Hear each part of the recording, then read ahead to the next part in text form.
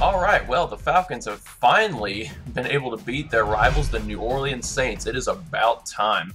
Drew Brees, in all his glory, tried to do what Matt Ryan did a couple of weeks ago and throw 5 interceptions and still win the game.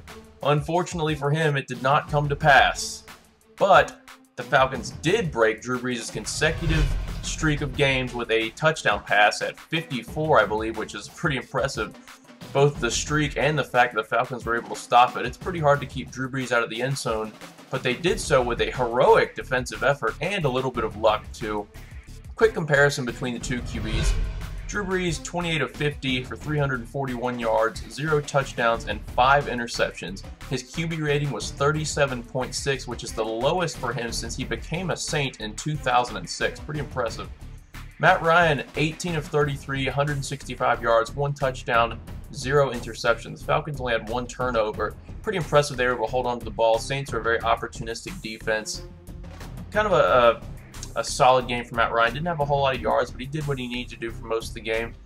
I will say there was part of the game where the offense looked super terrible, which you won't be able to see in the fact of the running game numbers.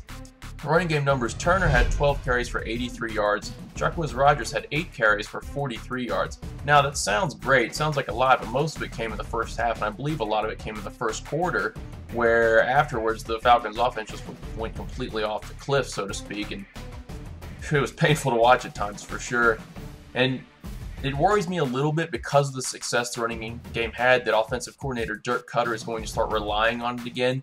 I don't know that that's a good idea. I would rather Matt Ryan try and sling it out, but that has and hasn't worked at times in the past. So I'm going to probably try to get a little more balance. Hopefully the running game will continue to pick up where it left off last week against the Saints. Coming up next, the Falcons, they're traveling to Charlotte this Sunday for the Panthers, who just lost today to the Chiefs after that awful tragedy with the Chiefs earlier this week. Then they welcome the New York Giants to the Georgia Dome. Giants are a very dangerous team. They've been playing well lately. We'll see how that one goes. They travel to Detroit, who had their hearts broken by Andrew Luck at the very end of the game today, which I thought was ridiculous to watch that game unfold. Then finally, they welcome Tampa Bay home for the last game of the season. And, I mean, the Falcons could win all 4 of them. We'll see how it goes.